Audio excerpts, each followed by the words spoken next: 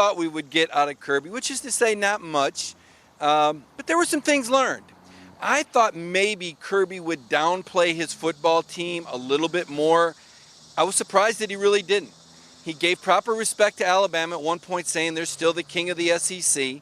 He gave proper credit to Nick Saban and shared that he gained a lot of valuable perspective as an assistant coach under Saban on that Alabama staff. But Kirby Smart also talked about what he's learned his first 3.5 years as the head coach of the Georgia Bulldogs. I felt like I was listening to a man who's had some sort of epiphany during this offseason, during his vacation.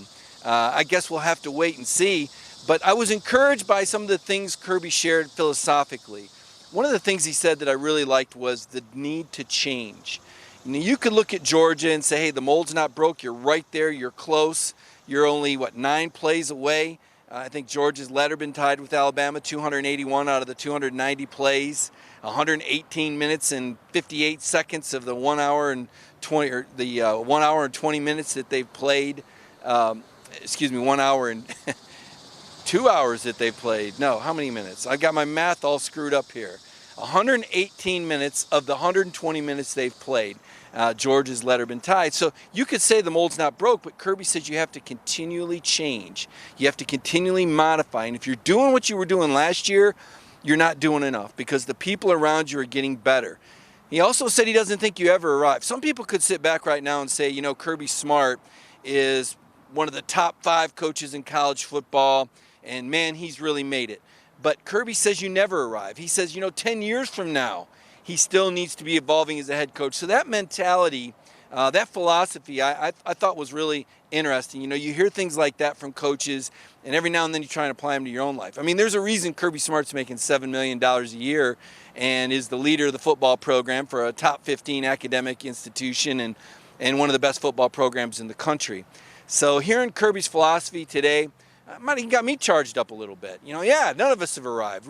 We got to evolve. He says if you're not evolving, then why are you in this business, right? So it was kind of interesting, and you could kind of understand how Kirby's able to motivate his players. As far as the news goes, Kirby was asked about Zamir White. We knew he would be. In fact, I was the one that said I don't want to break the tradition. We asked Kirby about Zamir at every press conference. He got a chuckle out of that. And I said, I know you've said in the past that he's on schedule. Where is he at now? He said, well, he's still on schedule. Would not say that Zamir was cleared for contact. I think that's going to be a very careful decision. It's a long season. We've talked about that. There's a lot of depth there. And Kirby alluded to that at one point. He said he knows it's hard for Georgia to play more than 3 running backs. Well, DeAndre Swift, Brian Herrien, and James Cook, Zamir White, Kenny McIntosh. Could that be a hint that one of the backs could be moved outside to receiver? We know that there's different ways they want to get these guys involved. I mean, even if you don't call him a receiver, that doesn't mean you can't line him up in the slot on occasion. So I thought that was some interesting comments from Kirby Smart as far as the backfield and Zamir White.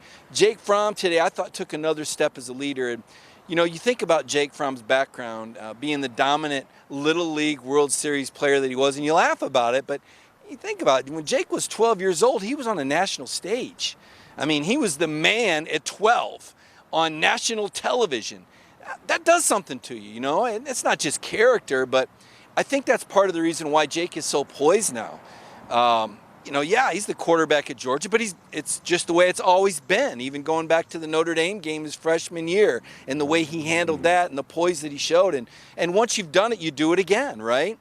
And so I don't think Jake has those moments. And I was thinking about that today. I mean, can I ever think of a moment where Jake has seemed flustered or angry about anything? Not really. Now, he was disappointed after the G-Day game because he's a perfectionist and he didn't get to run 95% of the offense. But when you've got a leader like that, and Kirby said that, he kind of rubs off on people. And so there was some insight gained. It was good to hear Andrew Thomas talk more. It's the most I've heard him talk in one day is what he equaled all of last year. And Andrew seemed to enjoy himself. I think he's going to really soak in and enjoy the moment this final year at Georgia. Let's be honest, without an injury, Andrew Thomas is gone, barring an injury after this year. He's projected to be a top 5 pick, and I know those projections aren't final, but he goes into this season as the favorite for the Outland Trophy. He's a preseason All-American. I think he's the preeminent left tackle in college football. So I got the sense that Andrew was there today, maybe just soaking it all in and realizing that, hey, this is going to be my last year, likely. Let me go ahead and enjoy this. Let me go ahead and have these exchanges with the media. Let people get to know me a little bit. I'll talk about learning to play the piano. I'll laugh about myself not being the most talkative guy. I'll tell funny stories about Solomon Kinley and what a stinker and practical joker that he is, and how they're going to have to watch for him in these dorms as the pranks will start rolling out. And I thought he really enjoyed that. J.R. Reed was there last year. J.R. was very comfortable. I felt like I was talking to an NFL player in a college setting. I mean, he's extremely comfortable in front of the cameras. He's extremely comfortable as a leader of the football team. He knows what Kirby wants. There's a reason that Kirby's put J.R. in this position. Last year I took some heat from Feinbaum. He scoffed at me when I said that J.R. Reed said that the SEC championship game didn't matter in 2017 because they didn't win the national championship. But that was J.R.'s mentality. It's kind of Kirby's mentality too. Georgia's 24-5 the last 2 years. Let me tell you, there's a lot of programs that would love to have a record like that, that would love to say they've played in their league championship game the last 2 years. Alabama can't even say that. And yet and still, Kirby says that's not enough. 24-5 is not enough. Now, that's a heck of a standard, folks. I mean, that's an average of 12 wins a season. And I don't want to say Kirby's setting himself up for a fall, but when your standards are that high and you raise the bar on yourself that high, fans start to believe it. They start to believe they're entitled to 12 wins because they're Georgia. I've seen it at other programs I've covered. I saw it at Alabama when Gene Stallings was there. I saw it at Tennessee when Philip Fulmer was there. I saw it at Michigan State when Mark D'Antonio was there. I saw it at Auburn when Terry Bowden won his first 18 games. People started to believe Auburn should win and compete for titles every year. It just can't happen. It's a cyclical game. So Kirby's bold statements today about 24-5 not being good enough kind of struck me. This is a confident man at 43 years old. He's got a lot of football career left, folks. But my advice to Georgia fans is, go ahead and drink Kirby's Kool-Aid, but keep it in the back of your mind that you can't win 12 games every year. Nobody's done it. Alabama, maybe the exception to the rule, but that's as much a niche and a timing thing with Nick Saban. And Alabama doesn't have to face Alabama, right? Kirby's got to conquer Alabama. Now, one thing I'll bring up from my interview with Steve Spurrier a couple of weeks ago, and I thought about this today.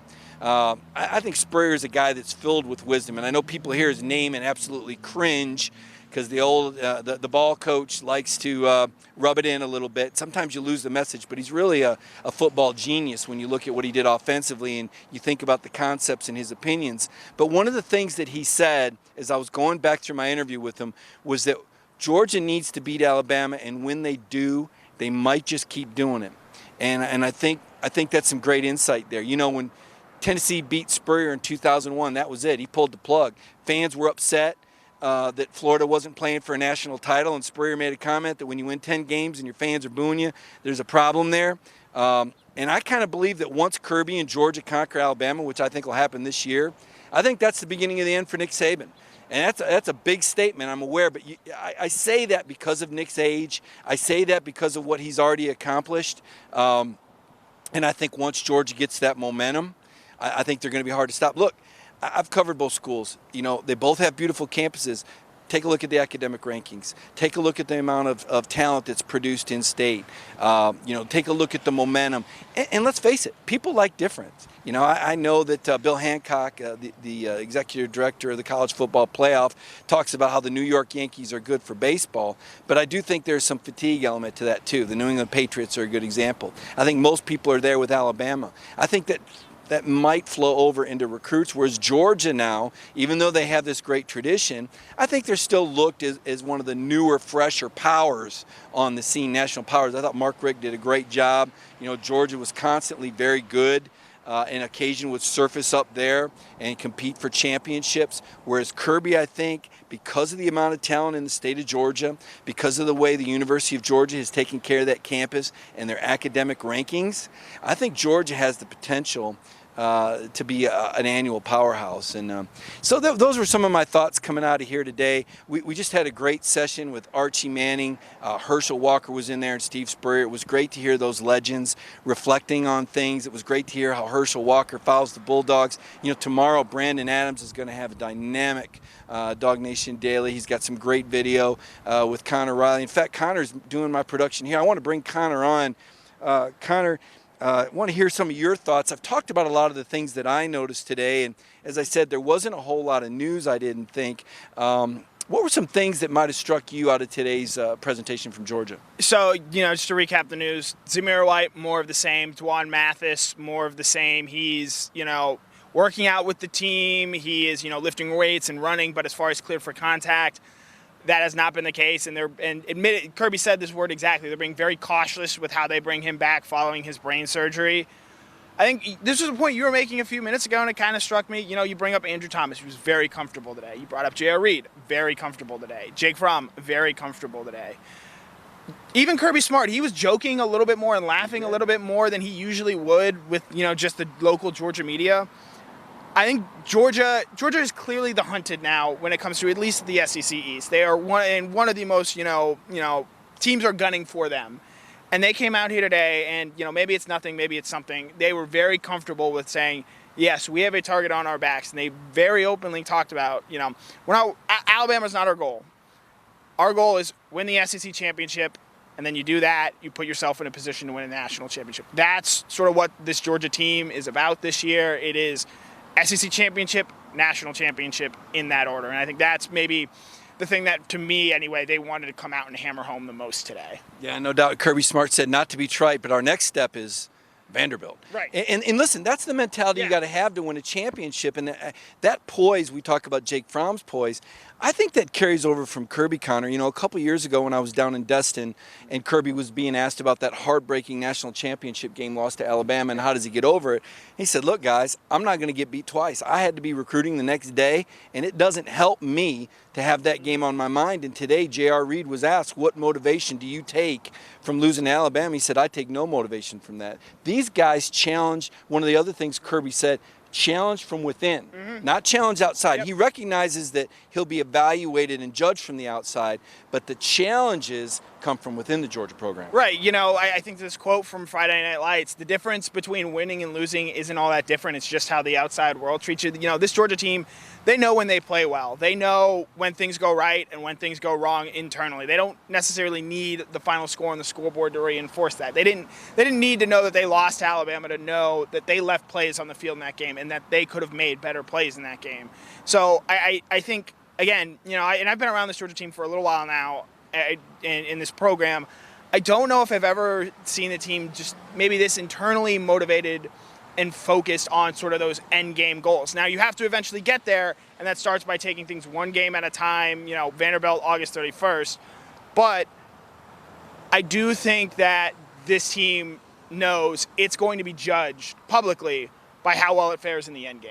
Yeah, I think that's fair. And to back up a little bit on the news front, I do want to, we went live here last night. We talked that Kirby would address the J.J. Holloman timing. He did address the timeline. It was as we all thought. Yep. Kirby did not learn of that police report until June and did not learn that JJ had been involved in a domestic incident until that police report came out in June, and they acted very quickly. Now, he announced the suspension on the 21st of June. My gut feeling is he had probably suspended him before that, Connor, and they waited until Friday at 6 o'clock for the classic news dump when everybody's out for the weekend and it doesn't get as much attention. And I don't have a problem with that. Yeah. It's his job to protect players and protect the image of the university. That's why they have a Cracker Jack sports information staff over there. So that was one thing. And he also addressed the receivers, obviously. That's a story that I'm going to have tomorrow, Connor. I couldn't get to it today. There were so many great stories that came up. In fact, Jeff Sentell just posted something right now on Herschel Walker that I would encourage you all to go to Dog Nation and read. Again, Herschel was phenomenal, and Jeff with a story tonight, and BA, Brandon Adams, will have one tomorrow. So some great stuff coming up on Dog Nation, some great conjecture. Connor, are there any questions to people watching the Ingles on the Beat segment? They have any questions for us today about what went on today inside the Winfrey Hotel? You know, Justin Merritt brings up one game at a time. You just have to win and then move on to the next week. Kirby, I think, has been largely pretty good about that. You know, of the losses they've had, I don't think any have sort of been of that look-ahead variety. You know, they're not falling asleep at the wheel because they're looking forward to playing LSU. I think they had a look-behind loss, though, against Texas. Yes, absolutely. I think you can definitely say that. However, I know not every Georgia fan agrees with this, but I give them the benefit of the doubt in that game just because, you know, I mean, for all intents and purposes, that Sugar Bowl didn't mean a whole lot to Georgia's 2018 season. It was again, and that's how it's probably going to be again this year. It's championship or bust, and if they find themselves playing in a Peach Bowl or playing in a Sugar Bowl, it's going to be a disappointment once again. And that might not thrill everyone, but when you're as close to winning a national championship at Georgia as Georgia is, that's just what you have to do, and that's the reality you have to live in. The thing that I just keep coming back to, Connor, is the poise. And I was writing a story and for AJC, and we had a story up on Dog Nation this morning, much to the same effect. You think about this offseason, there were a lot of chances for Georgia to go off the rails. I mean, nobody likes to hear the 6 arrests in 6 weeks, but folks, it happened. Now, they were misdemeanors, and Kirby didn't feel like any of them were serious enough for a public suspension. I'm sure there were plenty of stairs run. I know we saw Brenton Cox and Robert Beal running stairs during a scrimmage. They had the public humiliation of the stair running for their misdemeanor arrest. But you looked at some of the other incidents, and there was a real chance, you looked, is this team going to go south? Is this team going to go sour? And Jake Fromm told me today there were a lot of team meetings. But through these team meetings, and I'm a big fan of the team meeting. I think that's a healthy thing when players hold one another accountable. I think it's absolutely key. But through that, it's almost as if this team grew closer. I don't want to say they've circled the wagons, because Georgia doesn't feel like anybody's attacking them. They don't feel disrespected by their media or their fan base. It's a very proud school. They get treated with a great deal of respect. But I feel like this team has a collective chip. They all understand, certainly after today, Connor, I lost count. But the Alabama questions, folks, let me tell you, for those guys to sit there and handle all those questions in stride, from a lot of obnoxious Alabama media here, some of them that were getting their pictures taken with players, but a lot of obnoxious Alabama media here that were doing and Florida media, I might add, that were doing everything they could to get these Georgia players to erupt. They didn't bite. No, I'll be interested to see how many questions Alabama gets asked about Georgia tomorrow. I'm going to ask a few, I can tell you that. I imagine there'll be a lot more Clemson questions than Georgia questions, and understandably so. But, Georgia's played Alabama toe-to-toe. To your point earlier, they led for 118 out of 100, or they've led or tied for 118 out of 120. Almost 119. It's like 118 in 56 seconds. They've been right there with Alabama. And I do wonder, if they're going to get a lot of questions about, are you worried about Georgia creeping up in Alabama? Because I can tell you one thing right now. Whether Saban says it tomorrow or not, Georgia is right there breathing down Alabama's neck and is ready to jump over them and pass them as the best team in the SEC. They just need to make those 3 or 4 little plays at the end of the game. And, plenty of guys have talked about that. We talked to Paul Feinbaum today. He sort of agreed with that. Georgia's right there. They just need to make those few big plays at the end of a game to put them ahead of Alabama and have them hoisting a national championship trophy. Well, I'll tell you how much Paul Feinbaum believes that. I did his show a few minutes ago, and we spent the whole 15 minutes talking about the College Football Playoff Selection Committee, because you're right. Georgia is right there with Alabama, and Georgia was one of the 4 best teams last year. Now, in my opinion, they didn't deserve to go any more than I thought Alabama should have gone in 2017. Alabama didn't deserve to go and got what amounted to a bye by not playing in the championship game. And oh, by the way, I think playing Oklahoma in the Rose Bowl was a hell of a lot tougher than Alabama playing that Clemson team in the Sugar Bowl a few hundred miles from home. So Georgia really got a raw deal in 2017. Now, I'm not crying over spilt milk. I'm just stating facts, Connor. But the fact of the matter is, with this College Football Playoff Selection Committee, and this is a factor for Georgia now if they're on the fence, you've got Oklahoma and Ohio State sitting in the room voting on whether or not Georgia should be in when their programs are directly affected. It's beyond comprehension for me, Connor, that these people with a potential conflict of interest could voice a vote or voice an opinion in a 13-member committee. Right. Well, and the thing Georgia's going to have to do this year, leave no doubt. Alabama's going to get the benefit of the doubt. They got it last year. They got it the year before. If Georgia's in a situation where, again, like last year, it's clear they're one of the 4 best teams in the country, but, because of the resume or whatever reason they might have, I can tell you right now, Georgia, if they're 11-1 but they didn't win their conference, or there's, an 11-1 Oklahoma team, or if Georgia, loses to Alabama in the SEC title game and there's an 11-1 Oklahoma, but Oklahoma wins their conference, Georgia's getting left out. Or how about this? How about How about if an undefeated Georgia loses to an undefeated Alabama?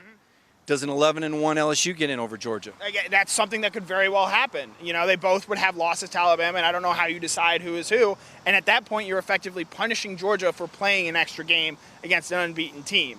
So, again, to sort of sum all this up, and you've done a good job of saying this, Georgia has to leave, no doubt. They have to, and Herschel Walker actually talked about this, and it's not something everyone agrees with. I think as a Georgia football fan, you should want to see Georgia beat Alabama in the SEC championship game. You should want to have the chance and opportunity to exercise those demons and completely just leave room for no debate. Just make it clear. This year on the field, Georgia proved that they were better than Alabama. And I think it's not a stated goal, but I think it was something you would very much like to see if you are hoping to see a national championship this year. No doubt about it. And I'll tell you what, if I'm Kirby Smart, I'm flying Herschel Walker in to talk before that game because he was dynamic. And, folks, you will see that video tomorrow on Dog Nation Daily. Connor, I want to put a wrap on this, but before we go, is there anything else that we need to cover here? So Damian Cox asked, how does J.R. Reed feel about the defense? He's very confident in that secondary. I mean, a lot of depth there. Wow, there's a lot of depth there. There's 3 guys fighting for the star. There's competition at the corner. Tyreek the Freak Stevenson. Let me tell you, this athleticism on this kid. There's been talk of Tyson Campbell maybe going to safety. I mean, Georgia's secondary, in my opinion, is the best in the SEC. Yep. People won't say that now just because of track records and history.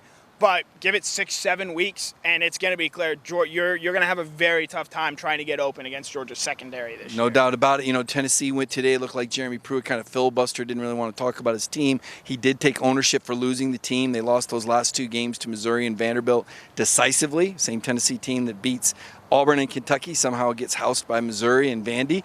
And Pruitt says, you know, hey, he lost the team. Jimbo Fisher, not going to concede anything. I mean, I love the rock star that Jimbo brings to the league. He came in with the shades today and the entourage, and can't wait for A&M to come to Sanford Stadium. Yeah, you know, Jimbo was asked, you know, about the possibility of playing spoiler, and he, you know, I enjoyed his candor. He said, no, we're looking to just go win those games because we believe we're that capable of a team. And, you know, Jimbo had a lot of success at Florida State, and if he can get things rolling there, that November 23rd game after a very tough stretch of Florida in a neutral site, home for Missouri, at Auburn, that game is going to be a real test for Georgia if Jimbo Fisher is able to get that program where he has gotten Florida State beforehand. Yeah, Connor's still calling Jacksonville a neutral site. I think that ship sailed. This is a discussion we're going to have for 2 more years, I can already tell. Everybody's going to have the discussion, by the way. The people that go down there love it, don't want it to change. The people in Athens, the people in Atlanta say, you know what? Why are we giving this money away? I just want to drive to Athens and go to the desk. You went to the University of Georgia. I did. Can you really ever get enough of Athens? I think it's the greatest college town in the country. I do. Those are all fair and accurate points. However, Jacksonville is a lot of fun for a lot of people. And Herschel Walker pretty passionately, or Steve Spurrier pretty passionately said, you know, I think this game needs to stay in Jacksonville for the history, for the tradition. And I don't find myself saying this often, but I agree with the Gator and I agree with Spurrier on this. I think just for what this rivalry means to college football, I do think this game should stay in Jacksonville. How about this? You got Georgia fans agreeing with Tim Tebow and Steve Spurrier and arguing with Kirby Smart. These are stranger things couldn't happen. Yep. Do we have any other questions here on our Ingles on the Beach show today? No, that just about wraps it up. All right. Great stuff. And I'll stay here tomorrow and try and get you some more stuff, what Alabama has to say tomorrow, and Nick Saban. Nick is always an interesting guy, another philosopher, a guy that, you know, Kirby's kind of the understudy here, right? Yep. I mean, this is kind of a Darth Vader, Star Wars, Luke Skywalker thing here, maybe, or I could certainly see that's a good low. That's a good. Usually, BA's the one making that kind of reference, but you know, end of the year, you know, some will say Kirby turned to the dark side. I don't know about turn to the dark side, but you know, for Luke to sort of realize his potential and realize who he wanted to be, he had to take out the bad guys. Some would say Saban and Vader have a lot in common. Maybe. Have you seen the Kirby I Want to Eat video take off? This is yeah. just, I don't even know if I can tell people to watch that. There's some language in there that probably isn't the best. But the language here today was clean. The language inside of there today was fascinating. And as I said, you're going to want to go to dognation.com. You're going to read what we have up. We covered all the bases for you today. And tomorrow there's going to be some more dynamic stuff. Trust me, you absolutely have to see Brandon's Dog Nation Daily tomorrow with Herschel Walker and Connor doing some camera work. And to me, it was the height of the SEC Media Days. And to me, seeing those legends up there speaking, Archie Manning, Herschel Walker, Steve Spurrier, they should have been doing this a long time ago. So kudos to whoever from the SEC came up with it. And Connor, I do appreciate covering this conference. People don't understand that, but Greg Sankey and Herb Vincent and Chuck Dunlop, Craig Pinkerton, these guys are just names to you, but the people that make this thing happen, it's the best show in the country when it comes down to preseason media days, and I feel glad we were able to cover it. So thanks a lot for your help today. You did a great job, and thank you for watching us. Follow us on Twitter. What's your Twitter handle? @KConnorRiley on Twitter. And he's starting to get pretty sassy, folks. Trust me on that one. I'm @MikeGriffith32. Everybody have a great Tuesday night.